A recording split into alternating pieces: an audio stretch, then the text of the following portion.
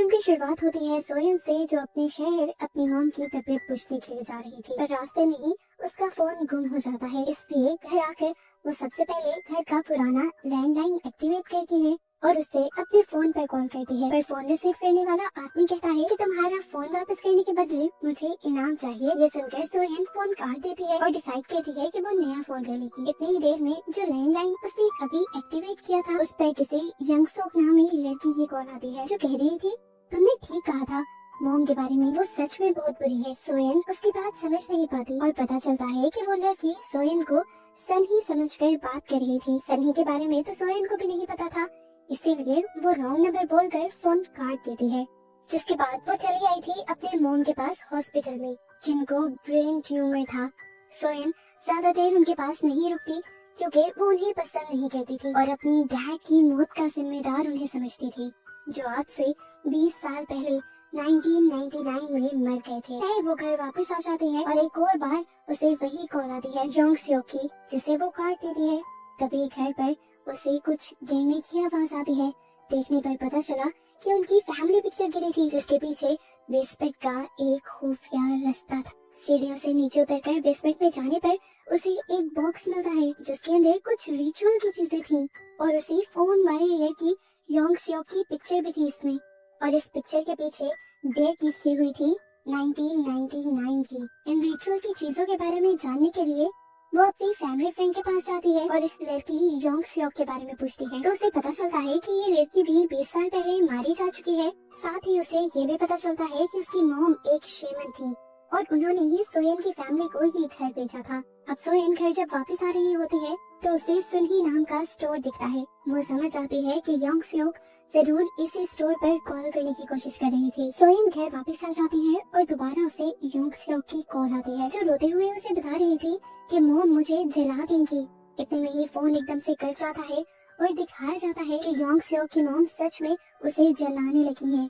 लेकिन शॉकिंग चीज हम ये देखते हैं कि उस आग का धुआं सोयन की बेसमेंट से निकल रहा है। ये सब देखते हुए सोयन को एक हैरान और परेशान कर देने वाली बात ये रियलाइज होती है कि किसी वजह से उस फोन के जरिए 1999 वाली और 2019 वाली टाइमलाइंस जुड़ गई हैं। योंग सियोक भी उसी घर में है, लेकिन 1999 में, और सियोन भी है 2019 में। अगले दिन जब योंग सियोक की दोबारा सोयन को कॉल आती है तो यही बात सोयन उसे भी समझाने की कोशिश करती है। वो बताती है कि मुझे अपने घर पर तुम्हारी डायरी और तुम्हारी पिक्चर मिली है। बात अजीब है, शायद तुम यकीन न करो, लेकिन इस टाइम हम दोनों एक ही घर में हैं, लेकिन अलग अलग वक्त में। तुम 1999 में हो और मैं 2019 में। हम दोनों की टाइमलाइंस मिल चुकी हैं। अब क्योंकि योंग सियोक को उसकी बातें समझ नहीं आ रही थी, तो वो रॉन्ग नंबर देकर काटने की कोशिश करती है एक और। तो सोयन फौरन उसे रोककर कहती है आज 18 अक्टूबर है। 18 अक्टूबर 1999 को एक बहुत बड़ा प्लेन क्रैश हुआ था। ये कहकर वो फोन काट देती है। फाइनली अब हमें योंग सियोक की दुनिया दिखाई जाती है। उसकी मॉम उसे अजीबोगरीब चीजें खाने पर मजबूर कर रही थी और हमें पता चलता है कि योंग सियोक की मेंटल कंडीशन भी ठीक नहीं है, इसीलिए वो काफी अरसा मेंटल हॉस्पिटल में भी रहकर आई थी। इस टाइम योंग सियोक की मॉम उससे कहती है तुम मेरी बस बात मानकर चलती रहो, फिर एक दिन हम इस घर से भी चले जाएंगे और उस दिन तुम बिल्कुल ठीक हो जाओगी। इस दौरान ये दोनों टीवी देख रहे थे और योंग सियोक उसी प्लेन क्रैश की न्यूज सुनती है, जिसके बारे में सोयन ने उसे बताया था। और ये देखकर वो शॉक रह जाती है और उसे भी सोयन की बातों पर यकीन आने लगता है। अब क्योंकि उसे सोयन पर यकीन आ गया था, इसीलिए वो दोबारा सोयन को कॉल करती है और ये दोनों अपनी लाइफ की बहुत सी बातें एक दूसरे से शेयर करने लग जाते हैं। योंग सियोक उसे बताते हैं कि मेरी मॉम पागल है, मेरे ऊपर रिचुअल करती है। उनको लगता है कि मेरी बीमारी रिचुअल्स करने से ठीक हो जाएगी, इसी वजह से वो अपनी मॉम से नफरत करती है। सोयन भी बताती है कि मैं भी अपनी मॉम से नफरत करती हूँ क्योंकि उनकी वजह से मेरे डैड मारे गए थे। मेरी मॉम की लापरवाही की वजह से गैस स्टोव खुले रहे और फिर घर में आग लग गई, जिस आग में मेरे डैड मारे गए। अगले दिन हम देखते हैं कि 1999 में इस घर को विजिट करने के लिए सोयन की फैमिली आती है। छोटी सोयन को देखकर योंग सियोक समझ जाती है कि ये वही लड़की है जिससे वो बातें करती है, इसीलिए वो फौरन सोयन को कॉल मिला देती है और सोयन अपने डैड की और अपने छोटे होते की आवाजें सुनकर बहुत ही ज्यादा इमोशनल हो जाती है। क्योंकि वो टाइम उसकी लाइफ का परफेक्ट टाइम था। और इस सब के बाद योंग सियोक सोयन से कहती है, तुम्हारे डैड एक अच्छे इंसान है, मैं कोशिश करूंगी कि मैं तुम्हारे डैड को बचा लूं। जिस हादसे में सोयन के डैड मरे थे वो हादसा आज से 2 दिन बाद होना था। हादसे की सुबह को योंग सियोक चुपके से घर से भाग जाती है और सोयन के पुराने घर में जाकर वो गैस स्टोव्स ऑफ कर देती है, जिसकी वजह से घर में आग लगी थी। और उसके ऐसा करने की वजह से यहाँ प्रेजेंट के अंदर सारी रियलिटी ही बदल जाती है, क्योंकि पास्ट पूरी तरह चेंज हो गया था। सोयन की उदास सी दुनिया एक खूबसूरत दुनिया में बदल जाती है। उसके छोटे बाल लंबे हो जाते हैं, उसकी इस रियलिटी में उसके पास फोन आ जाता है, उसका खूबसूरत कमरा होता है, और सबसे बड़ी बात कि उसकी इस रियलिटी या कह लें इस लाइफ के अंदर उसके डैड भी उसके साथ थे। इसीलिए सब कुछ इतना परफेक्ट था। उसकी टांग पर कोई जलने का निशान भी नहीं था।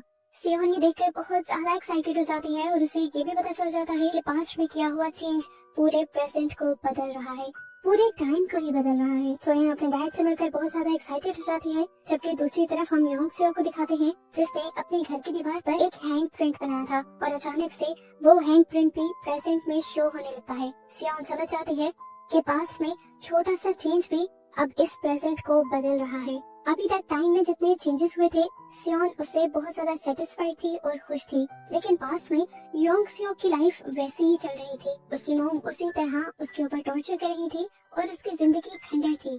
उस पर और भी बुरा ये हो जाता है कि योंग सियो की मॉम को ये पता चल जाता है कि योंग सियो किसी फ्यूचर की लड़की से बात करती है। इसीलिए वो सोयन से कहती है, तुम जो कोई भी हो मेरी बेटी की जान छोड़ दो। ये कहकर वो कॉल काट देती है और योंग सियो के ऊपर अजीबोगरीब और ज्यादा रिचुअल्स करने लग जाती है। और इन रिचुअल्स को करते हुए उन्हें चेंज हुए फ्यूचर के कुछ विजन्स भी नजर आते हैं।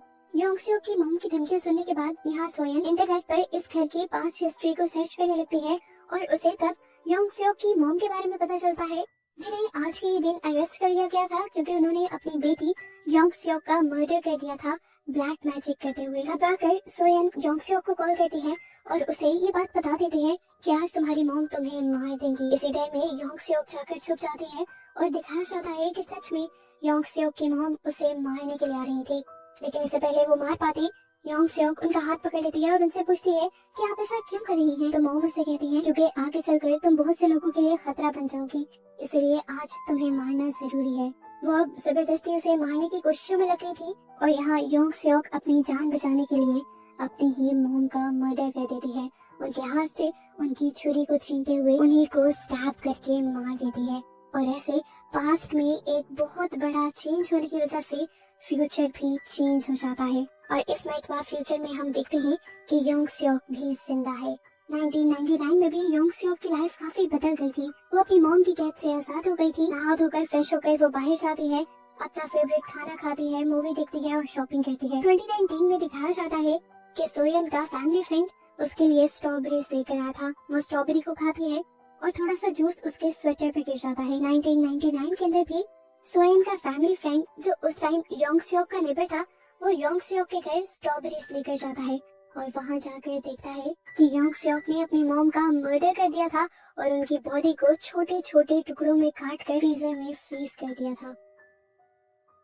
घबराकर वो जल्दी से पुलिस को कॉल मिलाता है। तो जैसा हमें पहले पता है कि हमेशा उस फोन से कॉल सोयन को ही लगती है, तो इस कॉल के जरिए सोयन को पता चल जाता है कि योंग सियोक ने अपनी मॉम को मारकर उनकी बॉडी को फ्रीजर में फ्रीज कर दिया है। अब योंग सियोक ये बात जान गई थी कि उसका नेबर ये बात जाकर बाहर सबको बता देगा। इसी डर में वो उस लड़के को भी मार देती है और प्रेजेंट में रियलिटी दोबारा से चेंज हो जाती है। सोयन के स्वेटर पे जो स्ट्रॉबेरी जूस गिरा था एकदम से वो गायब हो जाता है, क्योंकि जो स्ट्रॉबेरी लाया था वही नहीं रहा था, तो स्ट्रॉबेरीज कहाँ से होती। सोयन घबराकर बाहर जाकर देखती है तो पता चलता है कि अब उनके स्ट्रॉबेरी फॉर्म्स भी नहीं रहे थे, वो सारी जगह खंडर बन चुकी थी। इस खंडर बनी जगह से उसे पता चलता है कि 1999 में ही ये फॉर्म तो बंद हो गया था। घबराकर अब वो पुलिस स्टेशन जाती है और जाकर वो अपने अंकल के बारे में पूछती है। एक बूढ़ा सा ऑफिसर हैरान होकर पूछता है कि तुम्हें 20 साल पहले मरे हुए आदमी के बारे में क्यों जानना है। सियोन कहती है बस मुझे जानना है। इसीलिए ऑफिसर उठकर एक 1999 की डायरी निकालकर उसमें से काफी सारी चीजें पढ़ते हुए बताते हैं कि तुम्हारे अंकल 1999 में मारे गए थे और उन्हें एक लड़की योंग सियोक ने मारा था जो कि सीरियल किलर थी। पहले उसने अपनी मॉम को और फिर इस आदमी को मारा था और इस सजा में वो आज तक जेल में है। ये सब चल क्या रहा था ये जानने के लिए सोयन अपने नेबर में ही बनी हुई एक शॉप पर जाती है जिसका नाम सुनही था। सोयन को जब पहली मर्तबा योंग सियोक की कॉल आई थी तो उसने बताया था कि मैं सुनही से बात करना चाहती हूँ। हमें पहली मर्तबा सुनही को दिखाया जाता है, जिससे जब सोयन योंग सियोक के बारे में सवाल करती है तो सुनही बताती है कि योंग सियोक एक पागल लड़की है। बचपन में उसने मुझे बुरी तरह टॉर्चर किया था और अगर उसकी मॉम न होती तो फिर तो आज मैं बच भी ना पाती। वो उसे अपनी जली हुई टांग दिखाती है जो योंग सियोक ने चलाई थी। पास्ट में अब दोबारा हमें योंग सियोक का सीन दिखाया जाता है। पुलिस उस लड़की की इन्वेस्टिगेशन करते करते यहाँ योंग सियोक के घर तक पहुँच जाती है और जब योंग सियोक से उसके बारे में पूछा जाता है तो योंग सियोक इनकार कर देती है कि मैंने तो उस आदमी को देखा तक नहीं। पुलिस को उसकी बात पर यकीन नहीं आता क्योंकि सनहू की फार्म्स की स्ट्रॉबेरीज उसके घर पर मौजूद थी, इसीलिए वो घर की तलाशी लेने लग जाते हैं और साथ ही साथ योंग सियोक से सवाल जवाब भी करने लग जाते हैं। योंग सियोक ऐसा लापरवाही वाला रवैया रखती है जैसे कुछ करना तो दूर उसने कुछ सोचा भी ना हो और आराम से टीवी देखती रहती है। इतनी देर में सोयन योंग सियोक को कॉल करती है और उसे बताती है कि तुम पूरी जिंदगी के लिए जेल जाने वाली हो। ये सुनकर योंग सियोक को झटका लगता है। इतनी मुश्किल से तो वो अपनी मॉम की कैद से निकली थी और अब वो जेल चली जाएगी। सोयन दुखी थी। उसने योंग सियोक से पूछा, आखिर तुमने उन दोनों को क्यों मारा? योंग सियोक उसकी बात का जवाब नहीं देती और उल्टा उससे मदद करने को कहती है और कहती है कि हिस्ट्री को पढ़ते हुए कोई ना कोई ऐसा सोल्यूशन निकालो जिससे मैं जेल जाने से बच जाऊं। पर सोयन उसकी मदद करने से इनकार कर देती है क्योंकि वो एक किलर की मदद नहीं करना चाहती। उसकी ये बात सुनकर योंग सियोक को गुस्सा आ जाता है क्योंकि उसने अपनी जान पर खेलकर सोयन के डैड को बचाया था और सोयन बदले में उसके लिए कुछ भी नहीं कर रही थी। इधर पुलिस को योंग सियोक के बारे में पता चलता है कि उसे कई किस्म की मेंटल इलनेस है, यानी दिमागी बीमारियां हैं जिसकी वजह से वो कुछ भी कर सकती है। दूसरी तरफ इसी टाइम में यानी 1999 में अब सोयन और सोयन के डैड भी इस घर में आते हैं योंग सियोक की मॉम का पूछने के लिए, क्योंकि वो लोग ये घर खरीद चुके थे और रजिस्ट्रार ऑफिस में योंग सियोक की मॉम का इंतजार कर रहे थे ताकि वो ये प्रॉपर्टी उनके नाम ट्रांसफर कर सके। अब योंग सियोक को सोयन से बदला लेने का अच्छा मौका मिल जाता है। वो दोनों को अपने घर के अंदर बुलाती है और छोटी सी सोयन के सामने ही उसके डैड का मर्डर कर देती है। 2019 में दिखाया जाता है कि सोयन अपने डैड के साथ ड्राइविंग सीख रही थी, लेकिन पास्ट में होने वाले चेंज की वजह से यानी उसके डैड के मरने की वजह से प्रेजेंट में उसके डैड गायब हो जाते हैं। सोयन समझ जाती है कि ऐसा इसीलिए हुआ है कि पास्ट में उसके डैड मर गए हैं। वो रोते हुए अपने उसी घर में आ जाती है और देखती है कि उसका घर दोबारा से खंडर बन गया है और इस मर्तबा तो इस घर में उसकी कोई चीज भी नहीं थी क्योंकि उसके डैड के मरते ही ये घर कभी उनके नाम ट्रांसफर हुआ ही नहीं था। हैरान कर देने वाली बात ये थी कि इस घर में अभी भी वो फोन रखा हुआ था और जमीन पर खून से लिखा हुआ था, सोयन इस फोन को उठाओ। सोयन फोन उठाकर जोर जोर से चिल्लाने लग जाती है कि आखिर क्यों किया ये तुमने मेरे साथ? योंग सियोक कहती है, मैंने तुम्हारी मदद की थी, तुमने मेरी मदद करने से मना किया तो बस मैंने अपना बदला ले लिया। अब 8 साल की छोटी बच्ची जो कि तुम ही हो वो मेरे सामने बैठी हुई है। अगर तुम चाहती हो कि मैं इसे न मारूं तो तुम्हारे पास सिर्फ 1 घंटा है। हिस्ट्री को स्टडी करते हुए मुझे बताओ कि पुलिस को मेरे खिलाफ सबूत कहाँ से मिलेंगे और मैं पुलिस से अपनी जान कैसे छुड़वाऊं। काफी सारी रिसर्च करने के बाद सोयन योंग सियोक को फोन करके एक एड्रेस बताती है और कहती है कि ठीक 5 बजे से पहले तुम उस जगह पर चली जाना। योंग सियोक उसकी बात मानकर वहाँ पे चली जाती है, लेकिन 5 बजते ही उस जगह पे एक बड़ा गैस ब्लास्ट हो जाता है। सोयन ने असल में ये प्लान के साथ किया था ताकि योंग सियोक मर जाए और आगे कोई तबाही न हो, लेकिन योंग सियोक तो फिर बच गई। इस हादसे में वो सिर्फ जख्मी ही हुई। योंग सियोक घर आ जाती है और घर आती ही सोयन को कॉल करती है और कहती है कि तुमने मेरे साथ अच्छा नहीं किया, तुमने मुझे धोखा दिया है और अब इसका अंजाम देखना। वो गरम गरम खौलता हुआ पानी छोटी सोयन के ऊपर डाल देती है, जिसकी वजह से प्रेजेंट में भी सोयन को बहुत ज्यादा दर्द होता है और उसकी बॉडी पर नए मार्क्स आ जाते हैं। इसकी वजह हम जानते ही हैं कि जो कुछ पास्ट में चेंज हो रहा है उसका असर प्रेजेंट में भी हो रहा है।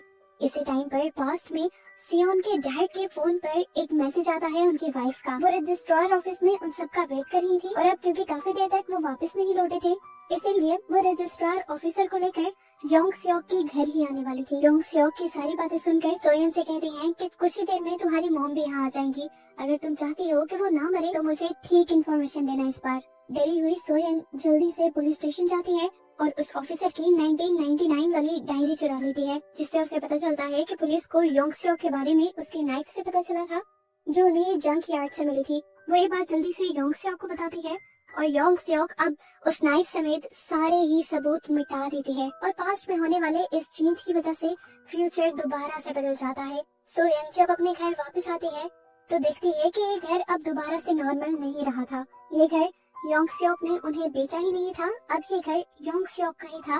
और इस घर के अंदर बहुत सारे फ्रिज थे जिनके अंदर उसने आज तक उन डेड बॉडीज को फ्रीज करके रखा हुआ था। 1999 के अंदर दिखाया जाता है कि योंग सियोक के घर पर सोयन की मॉम पुलिस को लेकर आ गई थी। पुलिस सोयन और उसके डैड के गुमने की इन्वेस्टिगेशन कर रहे थे। वो जब योंग सियोक से इस बारे में पूछते हैं तो योंग सियोक कहती है कि वो कब से यहाँ से जा चुकी है, लेकिन सोयन की मॉम को सोयन का यहाँ पर बैंक मिल जाता है और पुलिस वाले इस पूरे घर की तलाशी लेने लग जाते हैं। और इस दौरान योंग सियोक जरा सा भी नहीं घबराती और आराम से टीवी देखती रहती है। काफी देर की तलाशी के बाद भी सोयन और उसके डैड उन्हें यहाँ से नहीं मिलते। जबकि 2019 में हमें दिखाया जाता है कि इस टाइम जिस घर के अंदर सोयन थी उसी घर के अंदर योंग सियोक भी जिंदा थी। और अब सोयन की मॉम उसी फोन को यूज करते हुए अपने हस्बैंड को कॉल मिलाने की कोशिश करती है, जो फोन हमेशा 2019 में सोयन को कॉल मिलाता है। और सोयन फोन को पकड़ते ही अपनी मॉम से कहती है, मॉम यहाँ से भाग जाए, नहीं तो वो लड़की आपको और इस ऑफिसर को मार देगी। सोयन की मॉम को ये रॉन्ग नंबर लगता है और वो यहाँ से जाने लगती है, लेकिन अगले ही सेकंड योंग सियोक ने उठकर उस ऑफिसर के ऊपर हमला करते हुए उसे मार दिया। सोयन की मॉम को समझ आ गई कि जो भी फोन पे था वो सच कह रहा था, इसीलिए वो अपने आप को बचाने के लिए उसी फोन के साथ एक रूम के अंदर अपने आप को बंद कर लेती है। जबकि प्रेजेंट में हमें दिखाया जाता है कि अचानक से किसी ने सोयन के ऊपर भी हमला कर दिया था। हमला करने वाली कोई और नहीं बल्कि योंग सियोक ही थी।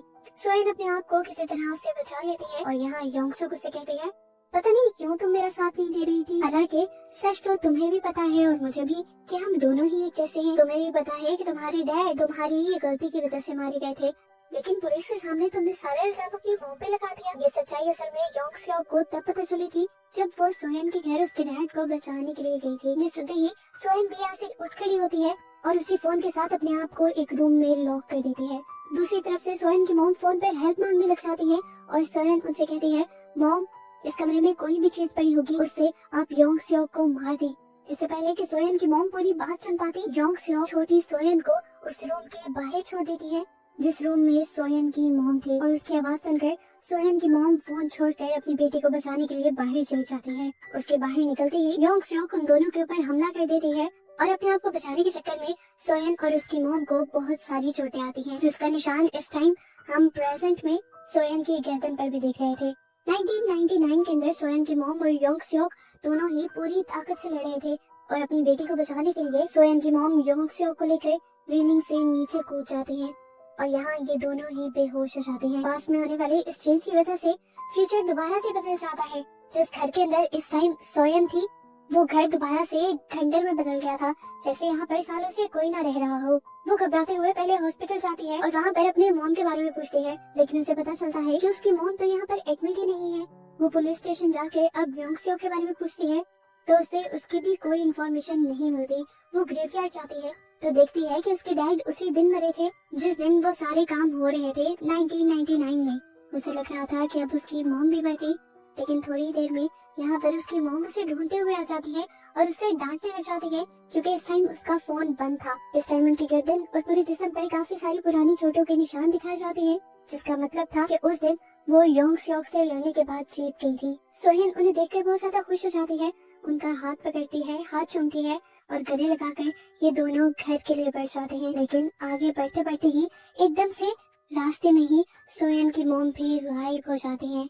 यानी पास्ट में फिर कुछ चेंज हुआ था जिसकी वजह से फ्यूचर बदल गया था। पता चला कि योंग सियोक उस दिन मरी नहीं थी, बस बेहोश हुई थी, जिसने उठते ही फिर सोयन की मॉम को मार दिया, जिसकी वजह से वो फ्यूचर से गायब हो गई थी। मूवी के फाइनल सीन के अंदर हम दोबारा बदली हुई सोयन को देखते हैं जो इस टाइम उसी घर की बेसमेंट के अंदर बंधी हुई थी। यानी कि जरूर योंग सियोक ने उसे किडनैप करके रखा और अब वो उसे मारेगी या नहीं, इसी सस्पेंस के साथ ये मूवी यहाँ खत्म हो जाती है।